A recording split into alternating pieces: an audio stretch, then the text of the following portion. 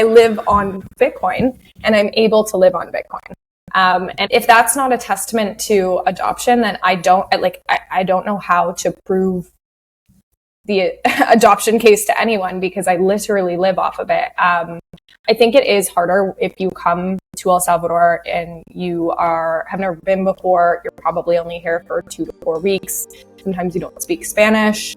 Then it might be harder to see, because it's a small country, but it's vast. There's a lot of activities. If you're doing the tourist things, sometimes there's Bitcoin involved, sometimes there isn't. But if you're actually living here, you'll see it, you'll feel it, you'll use it, you'll recognize that it's undeniable. I pay my rent in Bitcoin, I pay my gas in Bitcoin, I literally pay for everything using Bitcoin. I wouldn't be able to pay for anything if I didn't have these options, so.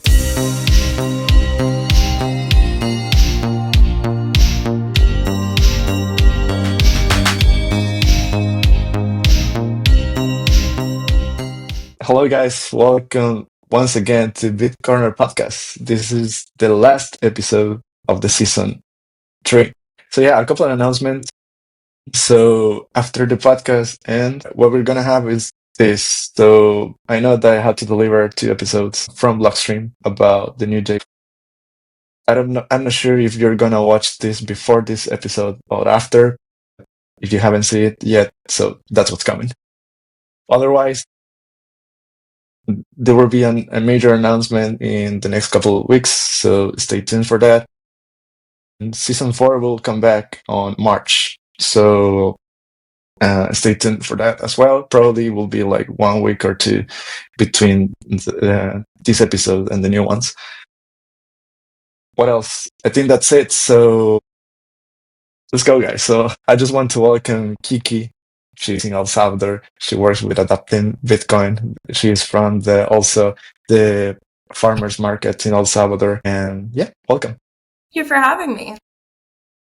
It's awesome. We were just discussing that I'm so cold and that you're so warm. And now I envy you, because I know the weather in El Salvador is always excellent, or most of the time. Yeah, especially down at the beach, for sure. It's quite hot right now. Really? So are you in El Zonte or what? I was in El Zonte for 2.5 years. I just moved a few communities down, so now I'm in between the city and El Zonte, but still right on the beach, which is nice most of the time. That's awesome. Hey, so, I always want to start a podcast telling my guests if they can share a little bit about their background. So maybe you can tell us a little bit about your background, and then we can talk about how do you get into Bitcoin, and then what led you to move to El Salvador. That will be interesting. Yeah, for sure. So I'm Canadian, born and raised. I was born up in a place called the Yukon, which is beside Alaska. Very cold, very rugged and northern. But I was raised closer to Toronto, and I spent 8 years downtown Toronto working in the restaurant industry, running and managing restaurants and bars down there. That's my true passion and destination eventually. Obviously, the events in 2020 kind of shook that up a little bit. I wasn't expecting that. But I'm really grateful for that, because that's ultimately what led me to Bitcoin. That's awesome. Do you know what? When you say Yukon, I was like, I'm familiar about that name, and I was Googling it. And it's because I don't know how I saw this TV show that it was from kid that is called Ivan of the Yukon. Yeah. That's why I know the name. It's so random. Yeah, how people know of it. Yeah, it's a really incredible place. Words can't even describe how beautiful it is. I've also never been up there in the middle of winter and have no desire to go, because it's just too dang cold. Freezing, I guess. Yeah. Too dark. But summer, spring, and autumn is fantastic. There's actually going to be a conference this year in Alaska, Bitcoin Alaska, which I just saw. I know. Wow. Which I would love to make it to. I don't think this year I'll be able to, but hopefully eventually the Bitcoiners can see what real citadel terrain looks like. Damn. But it must be really cold up there, I think. Summers are amazing though. Summers are really? Oh yeah, the sun is up until, 11 p.m. and then goes down and then rises again at 4 a.m. or something like that. So the conference is going to be on summer? Yeah, I think their conference is in July this year. Oh, okay. Yeah. That's Makes sense. awesome. Yeah, absolutely. Otherwise, people will say, nope, I don't want to. That's so great. And um, when was the first time that you find the value of Bitcoin? And when I say this question is, I not referred of the monetary value, the deeper level of it. So if you can tell us a little bit about that. That's a great question. Found Bitcoin. Bitcoin found me in 2020, ultimately. And my partner at the time explained it to me, was really into it. We were working together. He was reading the Bitcoin Standard. And I was like, what is that? What is this all about? And I remember when I asked him, and he was super just excited that someone even asked, and explained it a little bit to me. I got a little bit lost, but thought it was interesting. And I guess slowly had like hints that were dropped along the way, watched some podcasts, YouTube videos, that sort of thing. But I think what really cemented it for me was reading the Bitcoin Standard and also following some of the podcasts and the just content that Saifedean Ammous was doing, and specifically in regards to the food systems and how corrupt the food systems are and how bad money has led to these corrupt systems, specifically in food. Because as I said, that's my background, that's my passion. I understand the world and culture through the lens of food, and I want to tell stories through the lens of food. So that was really the part that helped me understand the value of what it was that I was learning about and looking at. And from there, once that clicked, everything else started to open up a little bit more. That's awesome. You mentioned about the food, and I'm just aware that Max DeMarco is super good doing this type of content. Yeah. I'm sure you have seen those. Yeah. For sure. Absolutely. Yeah.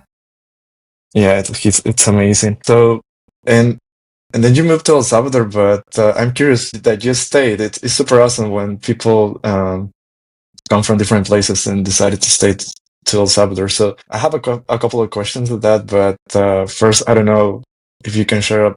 I don't want to go much into personal details, but if you can share your story about why do you decided to move to El Salvador, and then I'll ask you something else.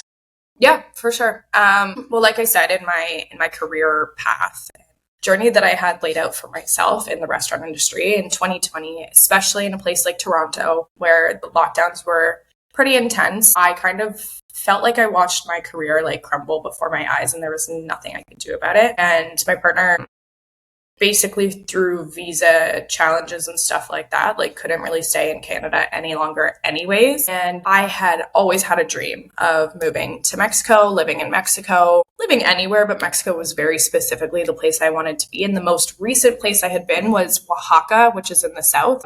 It's funny, anybody who knows Oaxaca, a lot of the times people know it for one of two things: the beaches and surfing, or mezcal. And I didn't even know. I was there for 6 months and I never made it to the beach, which I regret, but also opportunity for the future. But you made it to Mezcal. Yeah. Like I have an agave tattooed on my arm because this is one of the areas that I specialized in my work. And so I had already been to Oaxaca. It is a relatively small city. It is relatively safe, to be honest, especially for foreigners. And it just seemed like it would make sense because it was the most recent place. I knew it. I knew a few people who were there already.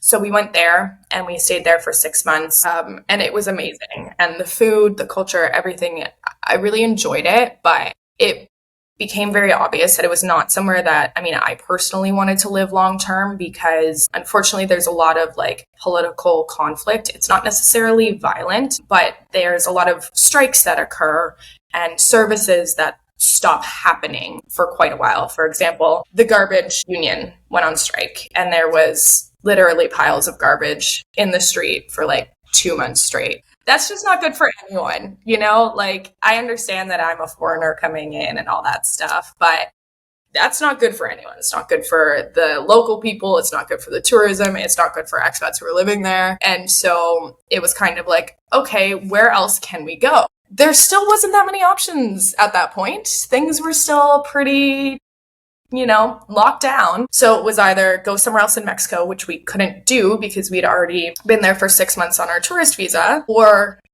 check out El Salvador. So, of course, being Bitcoiners, we saw what was going on and thought, why don't we do it? But the crazy thing that happened was, I don't know if you remember the weekend of, I think it must have been April 1st and 2nd-ish in 2022. Yeah, 2022. When there was the break in the truce between the gangs and the government at the time. Mm-hmm. Yeah. And it was 70 or 80 murders in the span of 3 days. So we were scheduled to move to El Salvador, or to come to El Salvador for the first time on the Tuesday after that. Damn. And, yeah, my mom called me, and I've never... Don't go there. Right, I've never seen her so upset, and it was really hard to tell her, I understand what you're going through, and I'm not trying to put you, make you upset, but I have been in some Telegram groups or whatever, and I do believe that, it's going to be okay. This is the right place for me right now, that sort of thing. But it was really, really, really challenging for her, and a little bit scary for me as well. But honestly, as soon as we got here, it was pretty obvious that by that time, things had really started to quiet down, and there was a lot of police presence and that sort of thing. And when we first came here, I wasn't sure. I hadn't been there yet, so obviously wasn't fully convinced. But I wanted to continue on to Ecuador or maybe go back to a different part of Mexico, mostly because I just had no context. I didn't really know anything about El Salvador. And we got here, we spent the first 3 weeks in Antigua, Cuscatlan, in the city, and I hated it.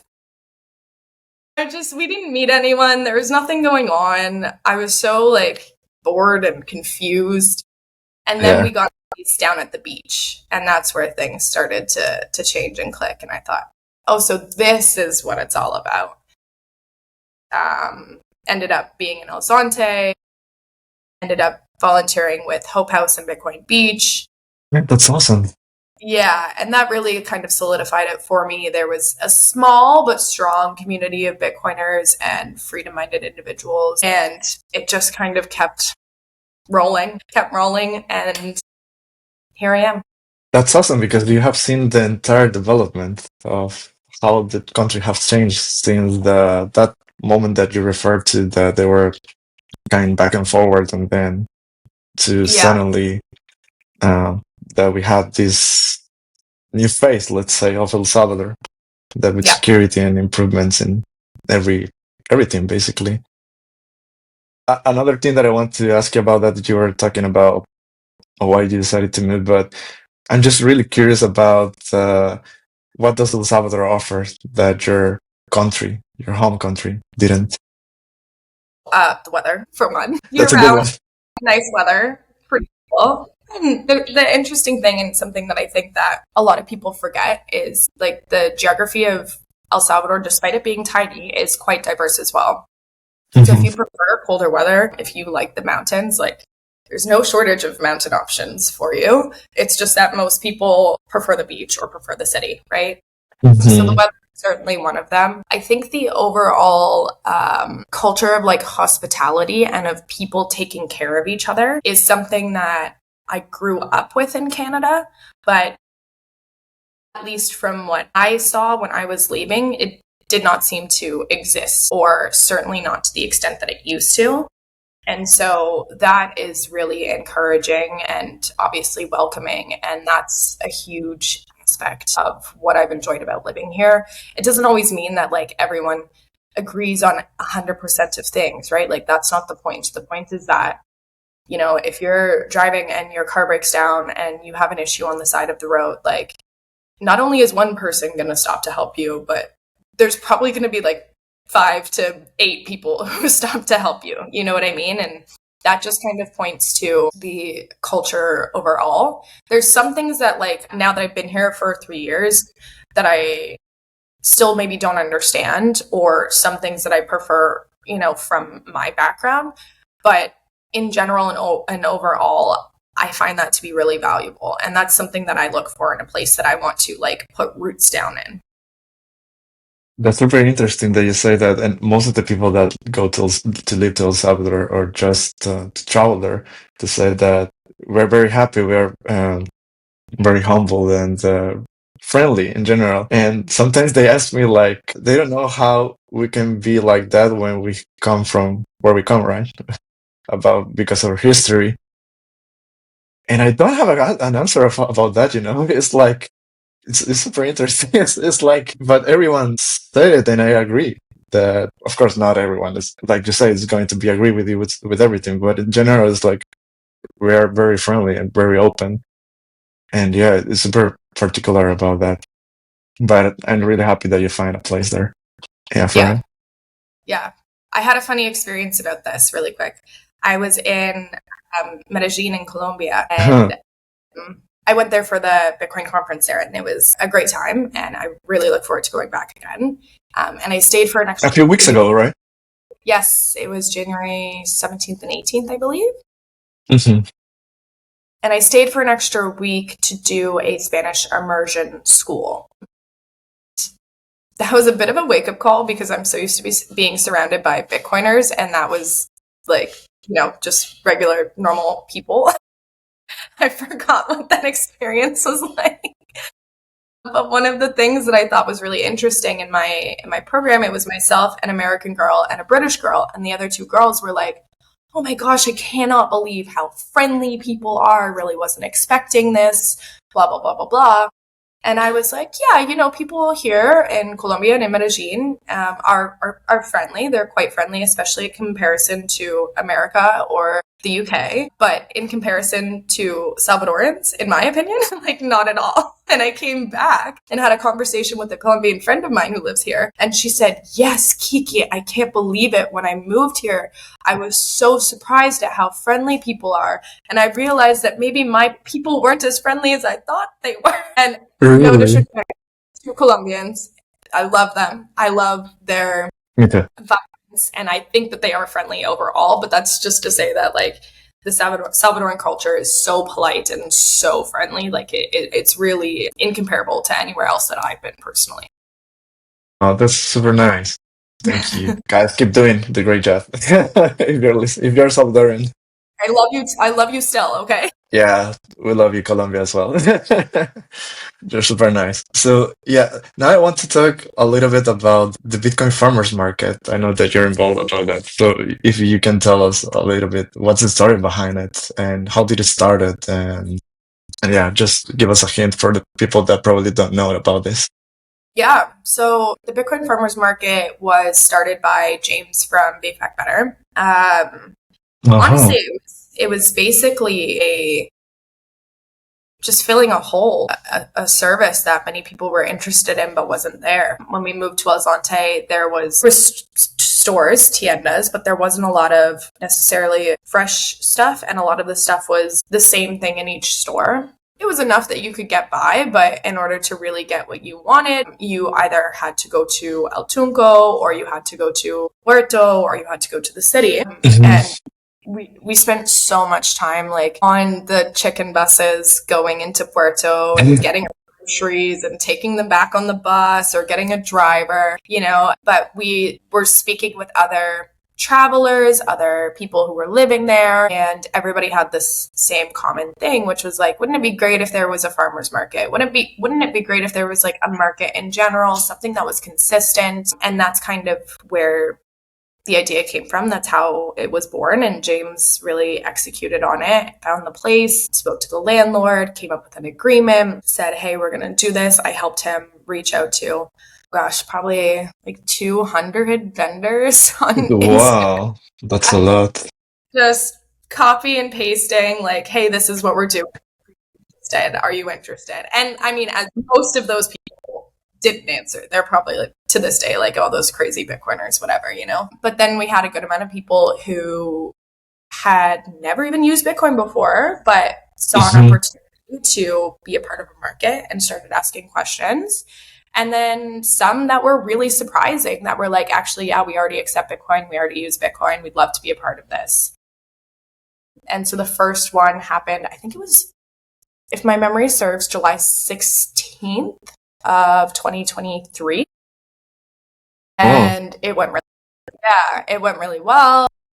And the idea was to make it consistent. It felt a little a little much to just start doing one every week, like right out the gate. So it was set for every 2 weeks. And then we did try to do one in San Salvador in the beginning. Unfortunately, it just didn't quite take off. I don't think it's okay. It happens. Like this was like the second or third market we did overall. And I don't think we necessarily advertised it in the right places. So at the time, and we didn't have a car. That was the other thing. We didn't have a car. Getting back and forth was kind of annoying. Yeah, I figure. Yeah, so we decided, okay, let's focus on El Zonte, let's focus on the beach and make that, consistent and make that really great. And over time, we've been able to, some vendors come and go, and it is a very opt-in kind of process. It is free for vendors to participate. So yeah, so the barrier to entry is quite low. Like literally the only rule is that you accept Bitcoin if the client wants to pay in Bitcoin, and we prefer to not see any other coins. Yeah, I was actually gonna ask you about that because a lot of people talk about. Sorry that I interrupted you, No, but it's okay. a lot of people talk about Bitcoin adoption. Few actually like live on a Bitcoin standard, right? So it's like how's the experience? I don't know. Few people have experienced that, like running a farmer's market where you actually everything that operates with Bitcoin. It's so cool because you don't have, for example, in cash you have the problem that sometimes I had to give you the el vuelto. How do you say this? The exchange The which? when Oh, you the change. yeah. Yeah. I mean, we still like if people want to pay in cash, that's fine. Or if vendors want to accept card, that's fine too. Like at the end of the day, as much as we try to use Bitcoin personally Mm-hmm. in business, Mm-hmm. etc., cash is still king here in El Salvador, I would say. Mm-hmm. So people still use cash, and that's okay too. Like it is what it is. As I said, it is a very opt-in process, but for people like you mentioned who are trying to live on a Bitcoin standard, this is a great opportunity for them to do so, right? Like we've been going back and forth on having fruit and vegetable vendors, not because we don't want them, but just because we're at the beach. Most fruit and veggie farmers and that sort of thing are located in the city or in the mountains because, as you can imagine, it's quite hard to grow anything down at the beach. Mm.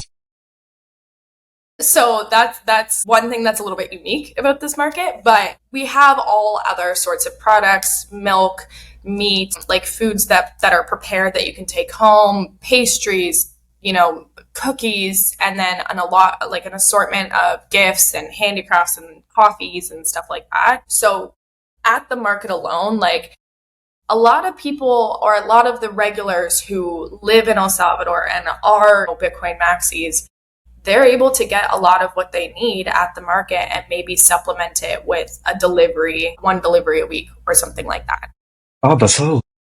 Yeah, it's pretty phenomenal considering in the past, like I said, like we used to have to get the buses or get a driver, go to all these stores. So it's great to be a part of something that's like truly on the ground advancing adoption. Yeah. I was laughing a little bit earlier because it's something related with my previous guest that have a question for you. And it's related about the frequency of the farmers market. And I'm sure that when she watched this, she will be like, wait, what? So I don't want to tell you much about that and I won't, but how often do you do it right now, the farmers market? So the market is every 2 weeks in Horizonte currently. That's 2 weeks. Okay. Every 2 weeks. And this year there may be some additions. Okay. She will hate this reply. You will understand eventually why. Okay. And you will laugh. You will laugh. Yeah. A lot. Because, gosh, no, I won't say much. You will understand eventually. Even you guys that you're watching this, you will understand eventually. But yeah. And what else I wanted to ask you about this?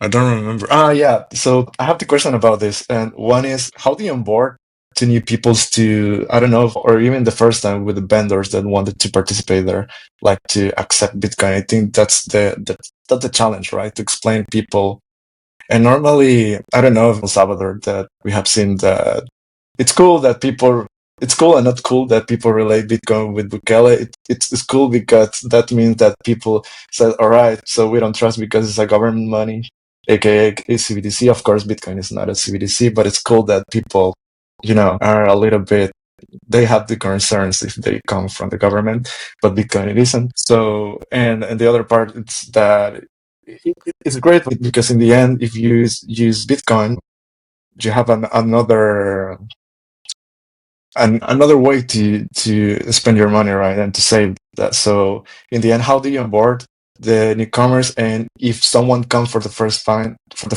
to the farmers market and they haven't used Bitcoin at all, how do they do it? Because you said that they can pay in fiat, but let's say if they are curious and they just want to try to pay in Bitcoin, how do you onboard them as well?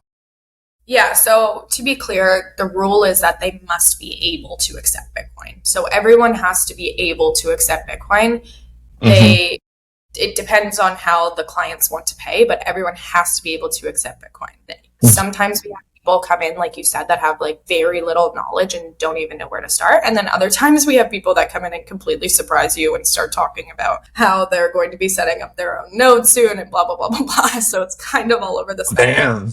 Their own Yeah, note, that's another level. it's interesting. But in terms of how do we onboard people, this is something that I find really interesting about not only this market, but kind of the community that's been built around it, because there is no like one true answer to this, right? And for me, the way that I look at it when I'm the one having the conversation with these people, it's trying to meet them at their level, understanding, okay, how comfortable are they using technology in general, like using different applications, because that's going to dictate where we go with this and how much information I give them about this as well. We certainly, between the organizers and some of the key people who are involved in the market, like, sure, we all have our go-tos. For me, I find that Blink is a good starting point for Salvadorans, especially because they have such a good presence in El Salvador and they have features that are specific to El Salvador, like the buy and sell. So you can buy and sell Bitcoin at a 2% premium, which I think is pretty good. And you can send it directly to your Salvadoran bank account if you need. Like, I use that to pay rent to my landlord. Oh, that's cool. Yeah, and just having that, like that sense of legitimacy in people's heads here, I think really helps them be a little bit more open to it in the first place, right? The other thing that's great about Blink, and I'm not here as a shill, but this is just my experiences, is that they have the stable sats like US dollar option where for people, because we get vendors of all different backgrounds, we have people who live day to day on maybe $10 a day, right? But then we also have people who have more premium products and that sort of thing. But especially for the people who are living day to day and coming from these lower socioeconomic backgrounds, the biggest argument, obviously is volatility. So if they can still access Bitcoin, but they can hold the value on a less volatile and a shorter term time period, for some people, that's what it takes to get them to open their minds and to be willing to do this. And that's okay too.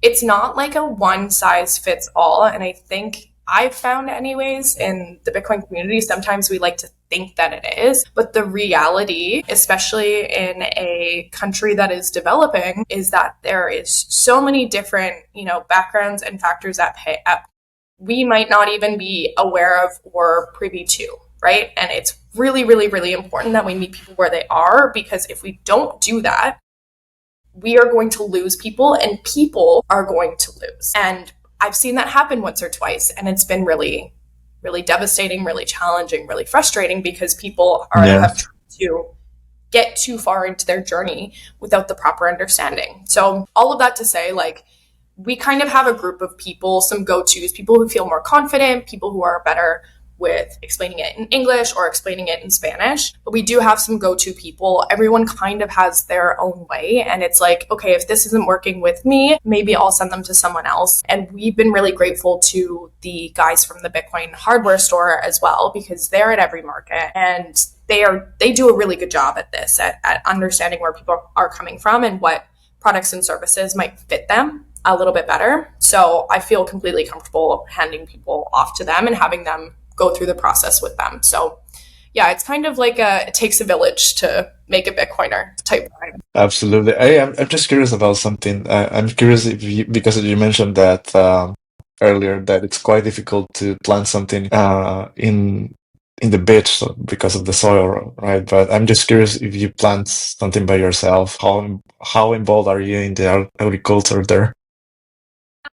None. In terms of planting plants myself, not at all. I would love Okay. to in my head, in an alternative life. I am a gardener, but in the no. All right. I was just curious about that. Said, I do have a couple of friends who grow tomatoes and that sort of thing, but I'm talking about things Uh-huh. like onions, garlic, potatoes, peppers, etc.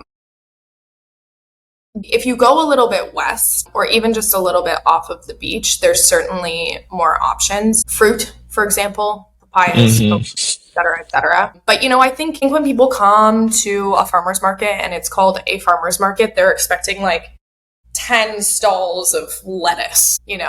That's not necessarily where we're at, and that's okay. This is our version of a farmer's market. Yeah, no, but it's hold on. I have two ideas. So the first one, I hope I can remember both because both are way different. The first one Okay. is that the first one is that Salvador is really common. That at least in Santa Ana, that's where my family's come from. They have like huge gardens. So my grandparents used to plant a lot of things like avocados, like lemons, like, a lot of fruits and also coffees. My dad keep doing it. My mom and dad lives in San Salvador, but in their backyard, it's smaller, but they keep doing it. It's quite good. That's why I'm asking because I don't know if it is something cultural, but at least our grandparents and our parents, they used to do that. Like, some of them keep doing it, at least in their parents' houses. So it's something really curious. Yeah. Yeah. I would say two things on that. Like Santa Ana and San Salvador, of course, it makes sense. The weather's better and people are more used to doing it versus down here, from what I've observed, anyways. Like I said, like fruits and stuff. Sure, they're abundant, they're everywhere, but growing romaine lettuce in your backyard here probably isn't going to be super successful. And the other thing too is, as a Canadian, I find this very confusing. Well, I get it, but I don't agree with it. Is Yeah, that no. it's such a small country that people don't necessarily want to drive an hour away to do something, or at least the people that I've spoken I get you. if like let's say you're a grower and you're in even Santa Tecla and you have like a greenhouse or a garden and you want to come down and you want to bring your vegetables, some might make the drive to come down to the But some of beach. it don't. Most of them are not going to be honest with you. Where I come from, an hour is like very normal, Nothing. right? But here it's a little bit different. And so that's one of the just factors at play that we have when we think about having a farmer's market like at the beach. Like we're practically right beside the ocean, you know what I mean? Which is a good thing in some ways, but I just brought that topic up to make it clear that like this isn't uh lettuce land. Yeah, but I get you. Yeah, no, I get you because I have family that live in the U.S. Um, my cousins are born and raised in the United States, and they tell me like when they go to the road, it's exactly the same thing that they can go in the highway for an hour and it's nothing, but then you go to El Salvador and they tell me the same thing like it's nothing to go there, but for us it's like a lot. But I get you. Yeah, and the other thing that I took notes about this because otherwise I will forget that it was that in Europe we have a lot of farmers market as well. At least here where I'm based at, they do it like I don't know if every single weekend or every 2 weekends, twice a month. But I was just thinking that it will be so awesome to them to adopt Bitcoin because they know that the quality of what you get in the farmers markets is not the same that you get in a huge, I don't know, chain market. Like, yeah. So, yeah, that's what I was thinking about. It's like in El Salvador is super great because you have well, at least you're supposed to have better quality in terms of product, right? That it's like coming from the locals, so it's not industrial. So that means that the quality will be better. But yeah, if Europe start doing this, there will be a huge pivotal point. Yeah, but that's why I'm asking you that. How do you convince them? Because sometimes you can talk to them. I'm talking about here in Europe and like start a conversation. Like you should accept Bitcoin because, and then just start talking about that. Yeah. Yeah. I mean, I think in terms of convincing them versus like onboarding them or helping them understand, convincing them is something different, right? Honestly, a lot of it is just people seeing the business opportunity. A lot of it is FOMO. People want to be successful. People want to earn money. And if they see that there's something going on that's attracting people, especially if it's attracting people that might not be attracted to their product or service already, then they might open their eyes and think, I want to be a part of that. I want to get those customers. Like, I want to see what this is all about. And I have no problem with that being the entry point. I mean, number go up is the entry point for most people. There's no shame in it being the entry point for businesses or, you know, service providers as well, especially because then they're probably going to take it a little bit more seriously, in my opinion. So FOMO is a very powerful tool.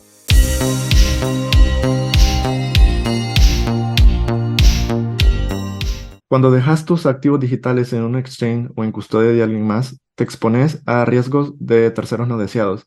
A diferencia del sistema bancario tradicional, Bitcoin te permite tomar el control total de tus fondos utilizando tus propias claves privadas. Esto te permite ser soberano y esencialmente tu propio banco. Al tomar el control de tus Bitcoins, puedes evitar riesgos innecesarios de terceros.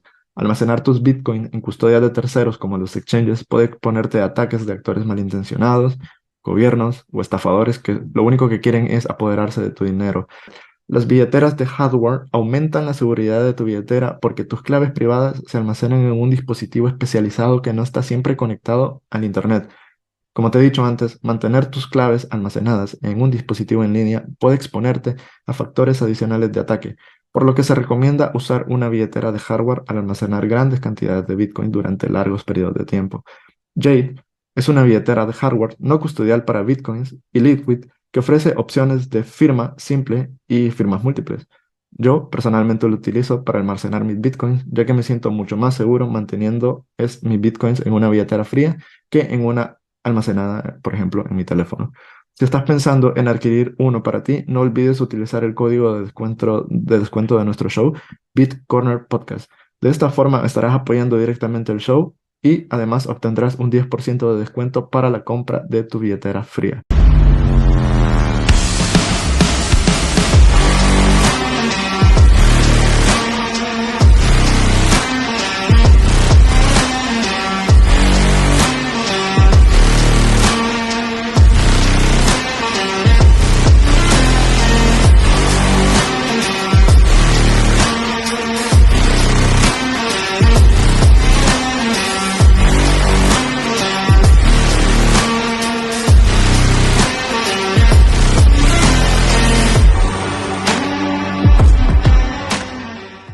So we're back.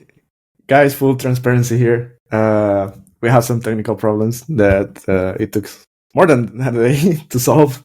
That's why you see us different. But anyway, Kiki, thank you for coming back to make the time and to finalize this episode. Welcome again, I guess. Thank you for having me again. All right. Probably, guys, you will see this after the ads. So for you, it's going to be nothing. Like, what are these crazy people talking about? All right. So full transparency again, guys. There's a couple of questions that I asked to Kiki. They just didn't record. So, anyways, but I'm just gonna ask you again.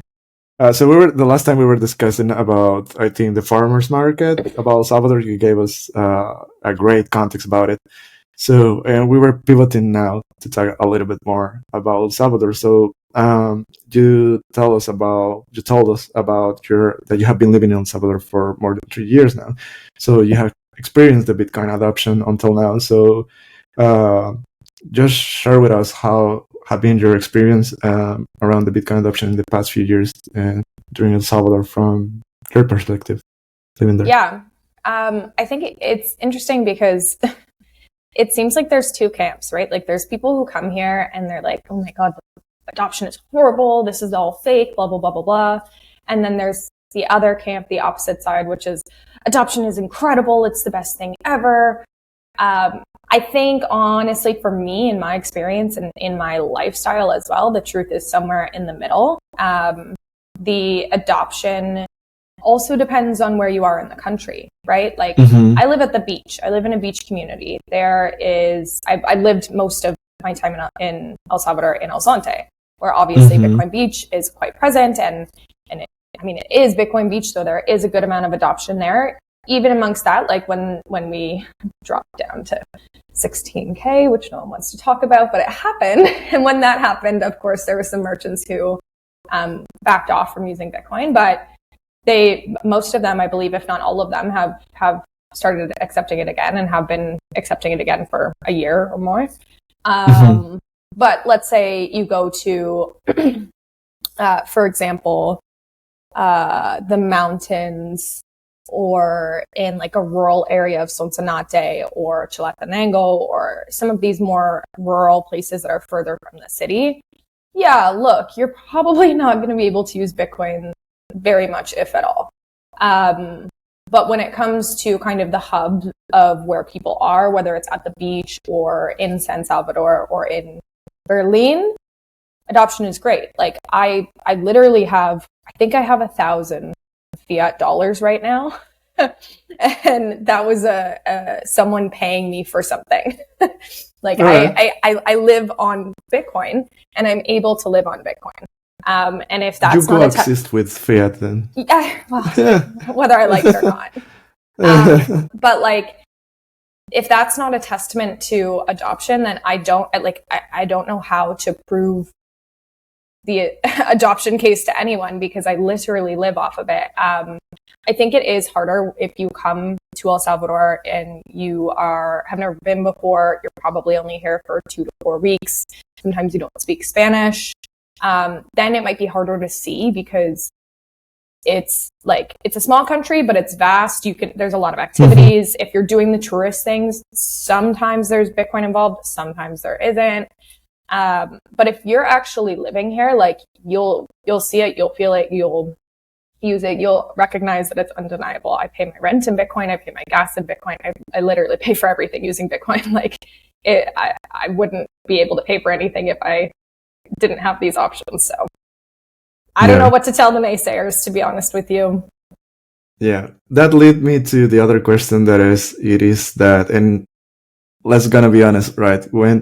Guys, when we record this, it wasn't a hot topic. Right now it's a hot topic. And probably when I release this and you're listening to this, it's gonna be a hot topic. But I'm gonna ask you that are still people using Bitcoin after the IMF loan?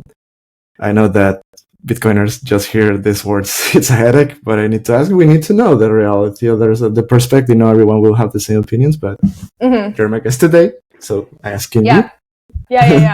Yeah, I mean, are people still using Bitcoin? Absolutely. I went to 3 places that I normally go to yesterday to do some errands, and they all still accepted Bitcoin. There was no like challenge or anything like that. We do know, after more research has been done by certain individuals in the community, we do now know that there's like timelines being put on some of these things. So we'll see what happens in 3, 6, or 12 months. I don't know. I'm not privy to that information. I have the same amount of information as most people on Twitter. So, but I think ultimately at the end of the day, like there's plenty of people who are still going to be here using Bitcoin. And yes, some of them are foreigners. A lot of them are foreigners, but there's also a lot of Salvadorans who are using Bitcoin.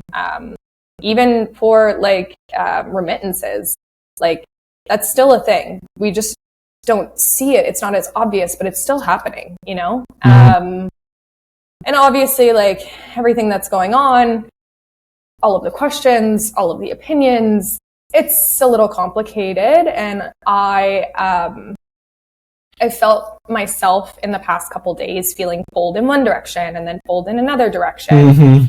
But at the end of the day, I think the most important thing for me personally to do is to stay focused and to continue to work on the projects that I'm working on and work on Bitcoin at a grassroots level. I think like this is a bump in the road. It's also like really, if we zoom out, it shouldn't be that surprising that there is some sort of major challenge that we're facing here. Like this really shouldn't come as a surprise if we really zoom out, in my opinion, right? This is a bump in the road. Maybe there's more information that's going to come to light. I'm not sure. What I've realized over the past few days is I just need to stay focused and keep working on what I'm working on and build Bitcoin from like the ground up. That's my goal. And I hope that is what this inspires people to do. Absolutely. Actually, guys, when the bomb dropped, I wasn't going to jump into the battlefield, but somehow I jumped in the battlefield. So I kind of aligned to you, and because I wanted to defend something, and I'm gonna defend it. I'm gonna die on this hill, and it's that Bitcoin is for the people, and I have been saying this for a long time. So we need to separate, right, the Bitcoin people from the states and money from the states. Sorry. So yeah, in the end, it's for the people. It's unstoppable. I think there are layers. So whatever happens at national level, it's another layer. But the important thing, as you said, is like working on the grassroots, more education, keep supporting Bitcoin education projects, not just in El Salvador, whatever you are, guys, if you're listening to, because Bitcoin is unstoppable. You can regulate whatever you want, but how you're going to stop it? It's impossible. There can be some difficulties, but yeah. So I think at the end, just keep supporting that. And we'll see. I have the same information as you, Kiki. So everyone have information. So right now it's just noise. So as I always says too, it's like avoid the noise and focus on the signal as well. Keep working. Yeah. Keep stacking. Keep stacking. Keep working. Keep grinding. Exactly. All right. So let's pivot to something lighter.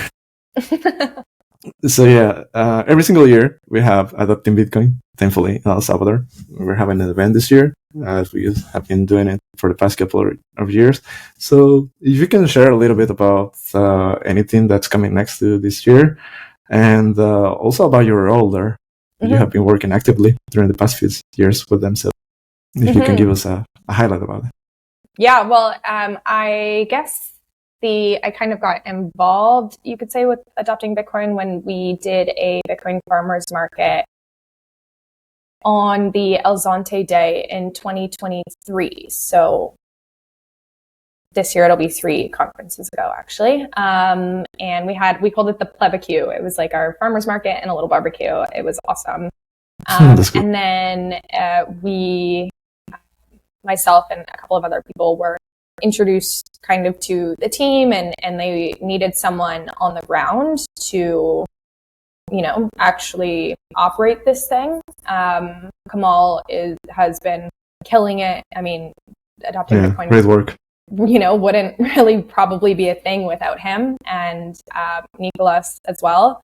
But they needed someone to kind of be on the ground and go through the day-to-day operations and stuff like that. And because of my background in hospitality, James, who introduced me to Kamal as well, his background, and Charlie as well, like between the 3 of us, we were kind of like the 3 amigos getting everything together for last year. And we had some challenges. You need the sombrero. Yeah, we should have. we had some challenges last year at adopting, but these sorts of things, like, something always comes up. Our biggest challenge last year was with internet. Unfortunately, the day before, everything was working like actually perfectly, and there was a storm. Yeah, true. There was weather that we were not expecting. And then everything was looking good, working perfectly the night before. And then when people started to show up, we had some issues with the internet stability and the bandwidth and everything like that. So the first the first 4 hours of the conference last year is an absolute blur for me. I couldn't tell you what happened because I was like, oh my God, we have to fix this, right? Overwhelmed. And but at the end of the day, the feedback from everybody was incredible. Obviously, like, not being able to use the internet at the very beginning was a little bit stressful for everyone involved. But at the end of the day, I think everyone had a great time. It ended up being a great conference. And we're just looking to build on that again this year. I think with everything that's going on, not only in El Salvador, but kind of Bitcoin on the larger stage, it is, at least in my opinion, making it so that these kind of events, conferences, meetups, whatever it is, these projects that have very like grassroots efforts, they're growing. And I hope they will continue to grow. And I think people are seeing the importance of these grassroots efforts and what they are bringing to the community and how important it is to support them. Because at the end of the day, like, that's what adopting Bitcoin is. It's not just like it's not just your everyday Bitcoin conference, you know, it's actually about using Bitcoin on a person-to-person level, on a day-to-day level. And it's about going through everything that entails, whether that is the technical developer side of things, or sometimes that's like more of the business operation side of things. But the goal is to hyper Bitcoinize at the end of the day. Mm-hmm. So that's the focus, that's the mission, and that's what we're hoping to bring and to continue to show to people. Yeah, absolutely. And I was thinking also that I have seen something wonderful. Let's say that when everything started in El Salvador, of course, I heard about Sante and everything that happened there, right? It was the first community. But for me, a great example of proof of work have been Bitcoin Berlin, because it's not the same story. It's just that they have the tools, but they are so Bitcoinized. They're using it as well. So that's a proof of work for me that if you're doing the effort, you can build a Bitcoin communities, and hopefully you can replicate, right? And it's day and night. They're in the mountains and the other one's in the beach. So it's not the same case. There are different factors right around them. So absolutely.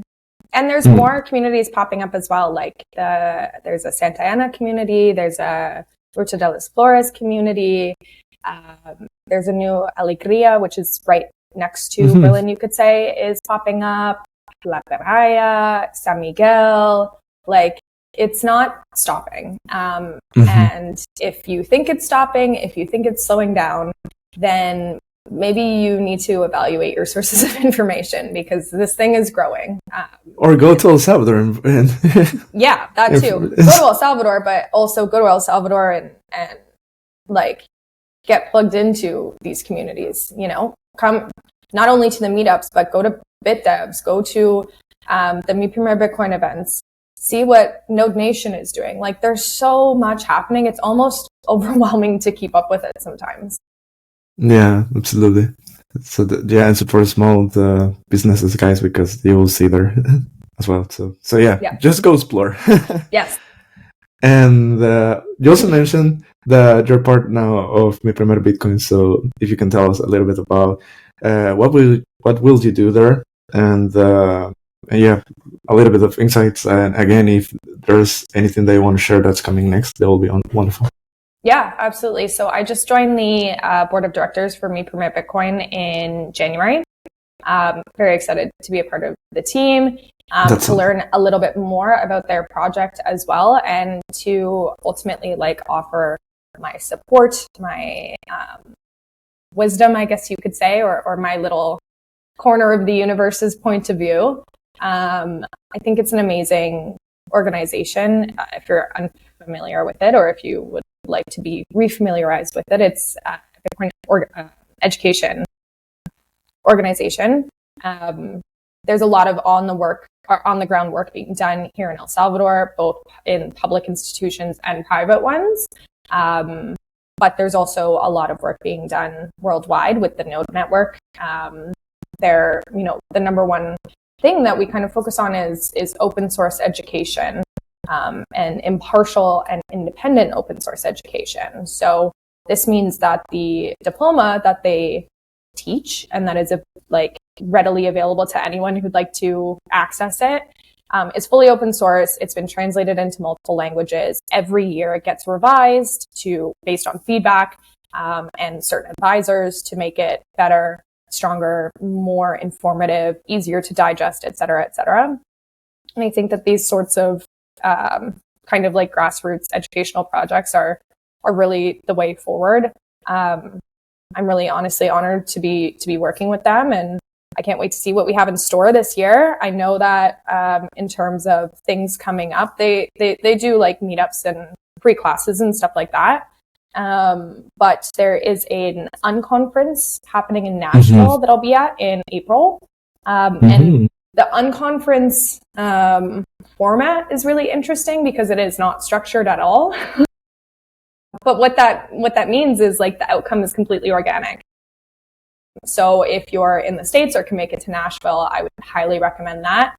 I know we'll be doing one around adopting Bitcoin in November as well in El Salvador. And yeah, I just encourage you to check out the project, the website, pay attention to what's going on Twitter, because this is like real tangible change that is helping people understand Bitcoin, how to use Bitcoin, and why to use Bitcoin. That's cool. So what exactly happened during the conference? So you gather and exchange information and someone goes to the stage, or how exactly? Yeah, so there's like a limited number of tickets, and anybody who wants to talk about a specific topic or something they're working on basically can pitch what it is that they want to talk about. And then as a group, you decide what you want to hear from who, in what capacity. Sometimes if there's like a couple of double ups on topics, they'll put people together and do a panel instead of an individual talk. But yeah, it's kind of like co-creating the entire experience. That's super cool. Yeah, I think that's better when you're not organized, because I just think it feels more natural, right? It's not something prepared you can exchange from. Yeah, and in a small environment too, I think it's really helpful. It's way better. Yeah. When you have big conference, I think that's something that you cannot reach with everyone. You wish to talk with everyone, but you cannot because it's too big. So it's like you cannot network or exchange information as much as if it is very limited. That's exactly. Cool. Yeah. All right, Kiki, we're gonna wrap it up. We just have 2 more questions. One is not coming from my end. It comes from my previous guest. So, well, you already know how it works. So, guys, if you're the first time watching the podcast, is that my previous guest have a prepared question for my next guest. So, Ami has a question prepared for Kiki. And Kiki, well, I think I already said that, guys, but we're finishing season 3. Today is the last episode of season 3. We're going to drop season 4 in a couple of days. So we're ending the season, but still Kiki have a question for my next guest. So that will be awesome. So let me share with you Ami's question. Or do you remember the question? I remember it, I think. No, let me just share it just in case. Yeah.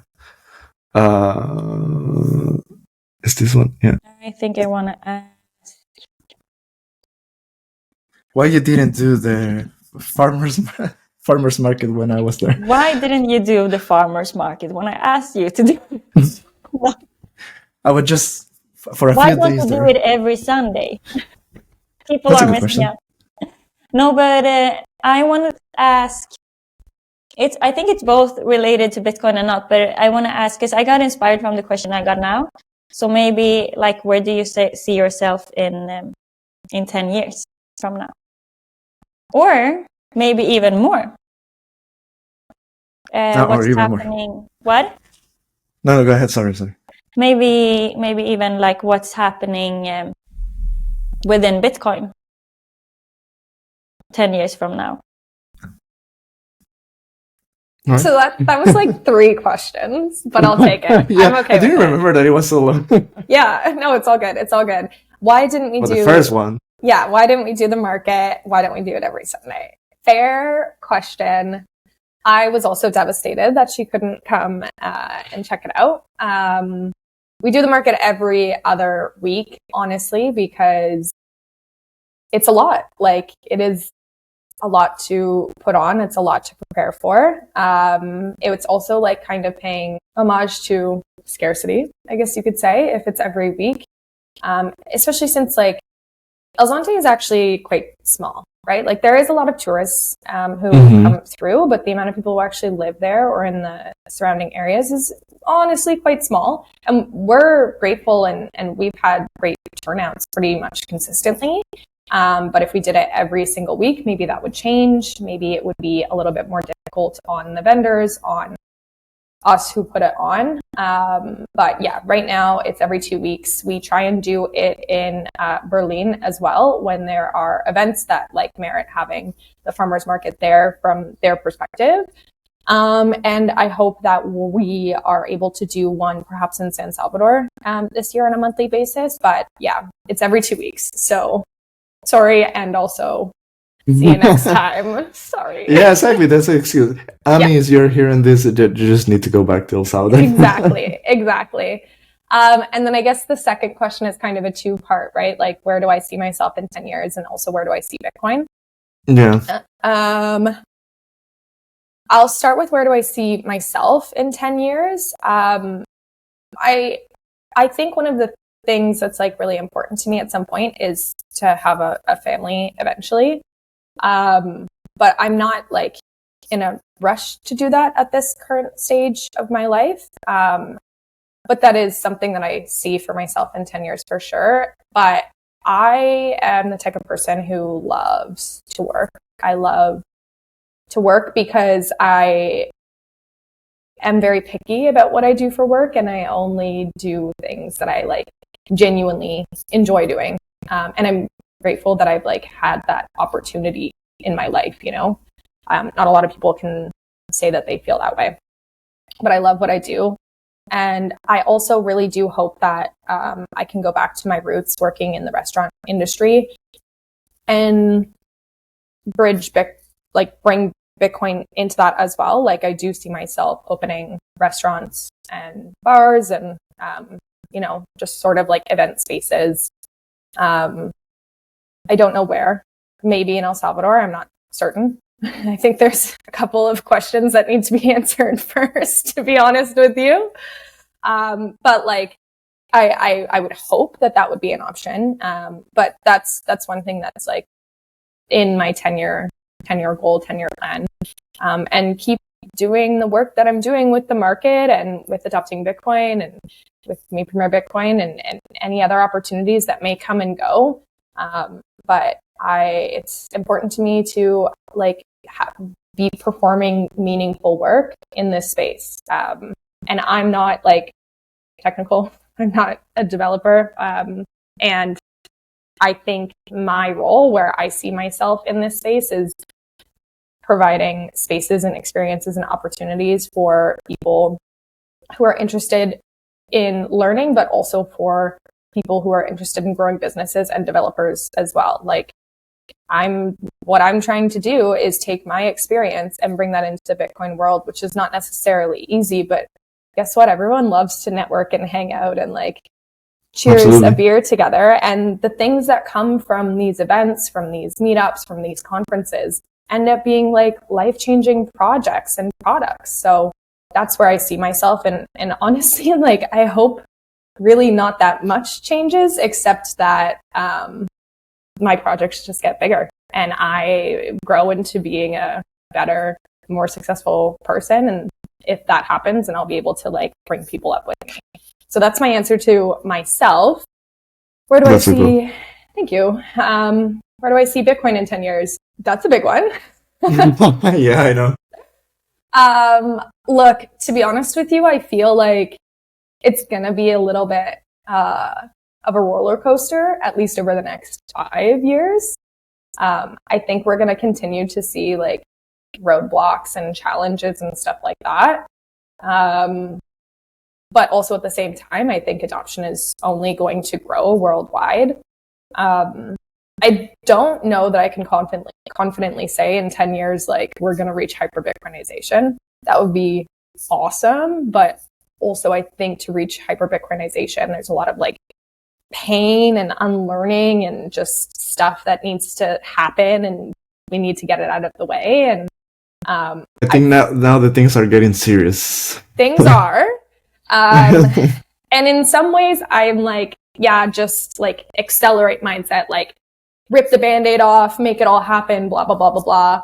But then when I think about the reality of that situation, like my parents, for example, they still live in Canada, and Canada is one of the places where I see a lot of these, like, this acceleration happening right now. And in theory, yes, accelerate, make it happen, rip the Band-Aid off. But in practice, like, people are going to go through challenges. It's going to be very painful for a lot of people. And so I kind of hope that some of that is mitigated. Like, I hope that there's enough that people wake up, enough like things going on that people wake up, but not that they are absolutely wrecked. You know what I mean? But as we know, that's not really how the world works. So, yeah, absolutely. 10 years, like, look, I hope that there's more Bitcoiners in the world, and I hope we're maybe fighting a little less. Like, I hope there's a little less infighting. That would be great. And I hope it's easier ultimately at the end of the day for everyone to be using Bitcoin. And I think we'll get to that point. But yeah, I think it's going to be a interesting couple of years between now and then. Yeah, absolutely. I think the same thing.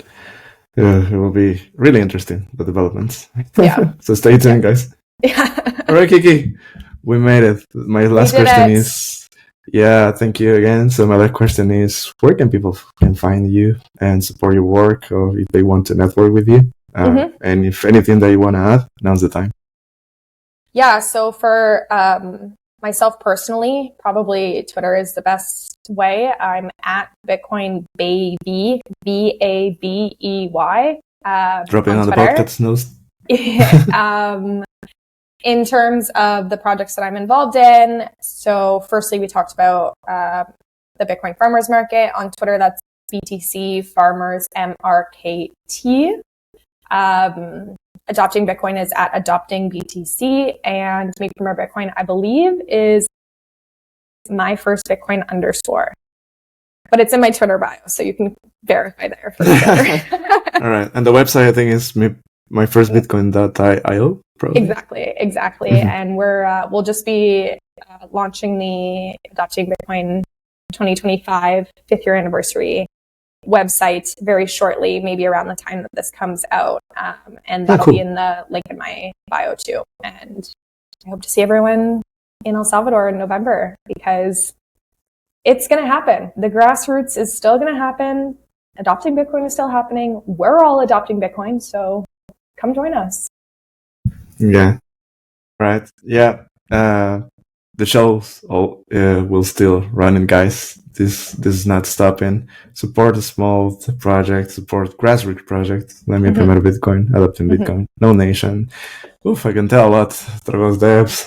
So even my podcast, Bitcoin Berlin also have a podcast. Wally has an amazing podcast. Well, it's not. I told him it's not a podcast. You should change the name, because it's a blog, and it's awesome because you go to interview people there. So yeah, it's so good. But yes, yeah, it's awesome. So check it out as well. Support everyone, because all of us, the things that we're doing at the end is just helping people to learn more about Bitcoin and to escape this broken system that we are in. So yeah, thank you once again, Kiki. I think we made it. Guys, season 3, it's over. Time flies. It's been 2 years. Season 4 is coming, stronger than ever. There will be a lot of surprises. Yeah, see you next week. So I think I won't stop.